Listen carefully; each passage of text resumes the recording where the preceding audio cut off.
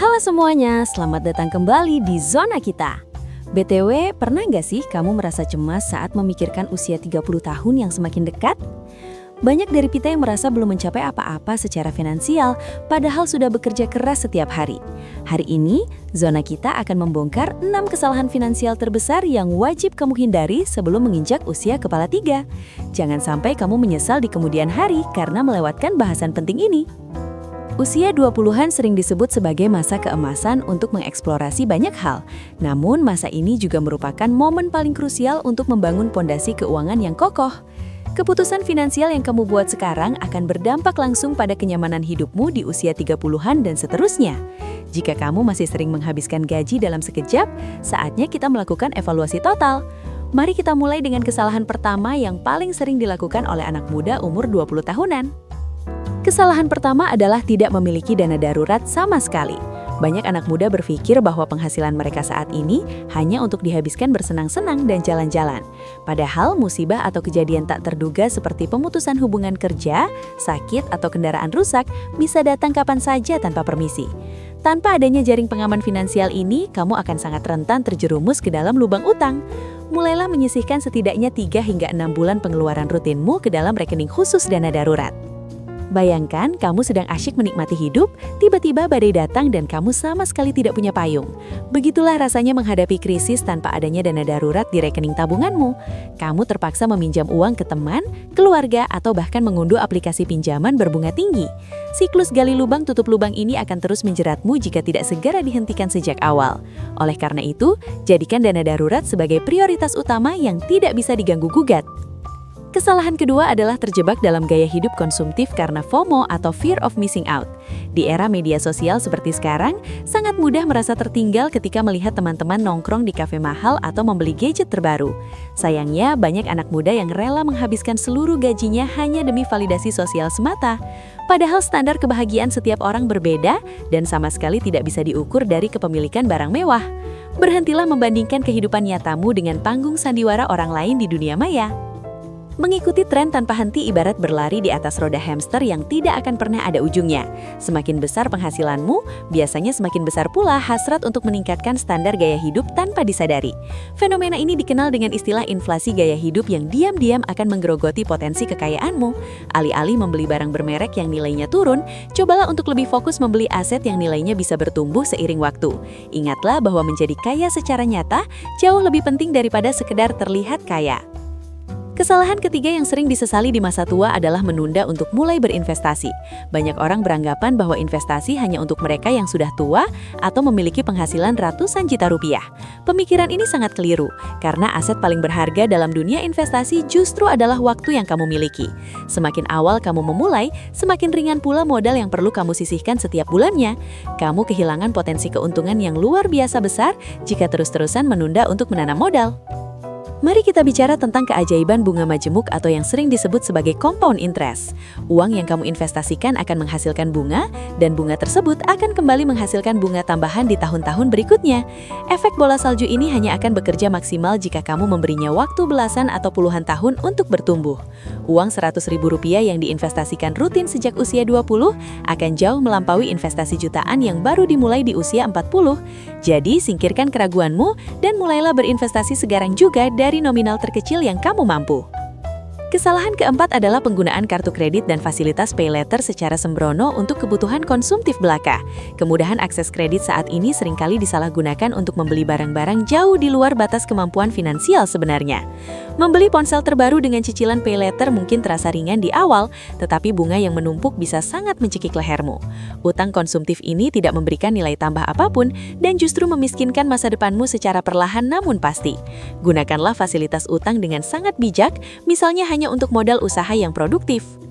Utang buruk akan mengikat kebebasanmu bagaikan bola besi raksasa yang merantai kakimu ke tanah yang dalam. Setiap kali kamu menerima gaji, sebagian besar uang tersebut sudah memiliki nama orang lain untuk membayar tumpukan cicilan. Kamu jadi kehilangan kesempatan emas untuk menabung, berinvestasi, atau bahkan sekedar menikmati hasil jerih payahmu sendiri dengan tenang. Jika saat ini kamu sedang terjerat utang konsumtif, segera susun rencana pelunasan mulai dari nominal bunga yang paling tinggi. Jangan pernah berpikir untuk menyelesaikan masalah utang lama dengan cara menambah utang baru. Kesalahan kelima yang sering diabaikan anak muda adalah tidak memiliki asuransi kesehatan sama sekali. Di usia 20-an sangat wajar jika kamu merasa selalu sehat, bugar, kuat, dan kebal dari segala macam penyakit berat. Namun resiko kesehatan tidak pernah memandang usia, dan biaya perawatan medis saat ini harganya benar-benar selang-selangit. Satu penyakit serius atau kecelakaan tidak terduga bisa menghabiskan seluruh tabungan yang sudah kamu kumpulkan dengan susah payah bertahun-tahun. Jangan biarkan kerja kerasmu hancur berantakan hanya karena kamu pelit membayar premi asuransi setiap bulannya. Tagihan rumah sakit bisa menjadi mimpi buruk finansial terbesar jika kamu harus membayarnya 100% dari kantong sendiri. Memiliki BPJS Kesehatan atau asuransi swasta adalah langkah perlindungan dasar yang sangat mutlak diperlukan bagi setiap orang. Anggaplah premi asuransi sebagai biaya keamanan wajib, sama seperti kamu menggembok pintu rumah agar tidak kemalingan di malam hari. Setidaknya ketika tubuhmu butuh perawatan medis, kamu bisa fokus penuh pada proses penyembuhan fisik. Kamu tidak perlu lagi stres memikirkan dari mana uang untuk menebus resep obat dan tagihan biaya rawat inap. Kesalahan keenam sekaligus yang terakhir adalah hidup tanpa arah karena tidak punya tujuan keuangan yang jelas sama sekali. Banyak dari kita bekerja keras setiap hari dari pagi hingga malam tanpa tahu sebenarnya apa yang ingin dicapai dalam hidup ini. Tanpa adanya target yang spesifik, kamu akan sangat mudah tergoda untuk menghabiskan uang secara impulsif pada hal yang tidak penting. Kamu butuh kompas finansial, entah itu untuk membeli rumah pertama, mengumpulkan biaya menikah, atau sekedar bisa mandiri secara finansial. Tujuan inilah yang akan menjadi bahan bakarmu untuk tetap konsisten menabung saat godaan diskon datang melanda. Luangkan waktumu sejenak untuk menuliskan apa saja tujuan finansial jangka pendek, menengah, dan jangka panjangmu di atas kertas. Buatlah target tersebut serealistis mungkin menggunakan metode SMART agar lebih jelas dan mudah untuk dieksekusi secara bertahap. Ketika kamu tahu bahwa uang yang kamu tabung hari ini adalah untuk memberangkatkan orang tua umroh tahun depan, motivasimu pasti akan berlipat ganda. Mengelola keuangan akan terasa lebih ringan dan bukan seperti sebuah beban atau pengekangan lagi. Kamu jadi punya kendali penuh atas uangmu, bukan malah uang yang mengendalikan hidupmu. Sekarang kamu sudah mengetahui 6 kesalahan fatal tersebut. Lalu langkah nyata selanjutnya apa yang harus diambil? Langkah pertama yang paling praktis adalah membuat anggaran keuangan bulanan yang terstruktur dan mematuhinya secara disiplin.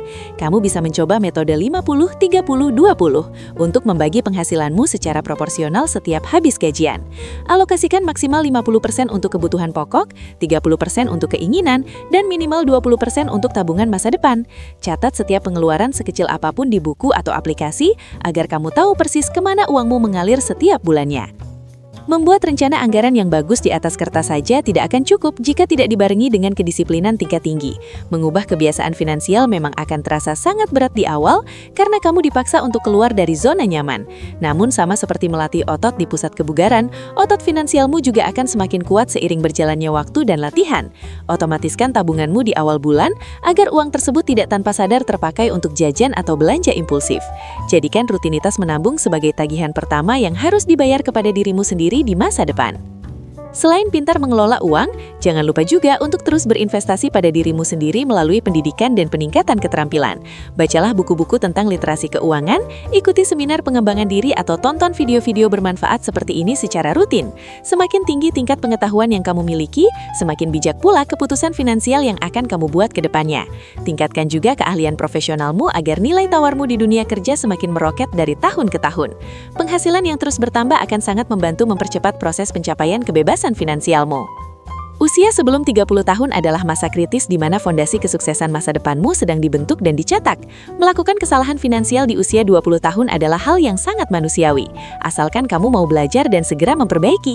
Hindari gaya hidup yang boros, jauhi jeratan utang konsumtif, bangun jaring dana darurat, dan mulailah berinvestasi sejak dini tanpa menunda. Lindungi dirimu dengan asuransi kesehatan yang memadai, dan pastikan setiap rupiah yang kamu keluarkan memiliki tujuan yang jelas. Dengan fondasi yang kuat ini, kamu pasti akan menyambut usia 30 tahun dengan senyuman dan kebebasan mutlak. Terima kasih banyak sudah menyempatkan waktu untuk menonton video ini sampai selesai. Semoga ilmunya bermanfaat untuk perjalanan finansialmu. Dari 6 kesalahan fatal tadi, mana nih yang kira-kira diam-diam masih sering kamu lakukan sampai sekarang? Coba tuliskan pengalaman berhargamu atau pendapatmu di kolom komentar di bawah ini, agar kita bisa saling belajar dan berdiskusi bersama. Jangan lupa untuk klik tombol like, bagikan video ini ke teman-teman seperjuanganmu, dan pastikan sudah subscribe channel ini untuk tips keuangan menarik lainnya. Sampai jumpa di video edukasi berikutnya, dan selamat merencanakan masa depan yang jauh lebih cerah.